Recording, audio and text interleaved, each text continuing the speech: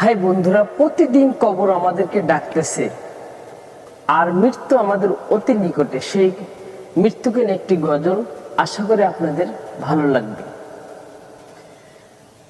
কবরের আযাব বড়ই কঠিন, সইতে আমি যে পারবো না। মৃত্যুর যন্ত্রণা বড়ই কঠিন, সইতে আমি যে পারবো না। কবরের আযাব বড়ই কঠিন, সইতে আমি যে পারবো না।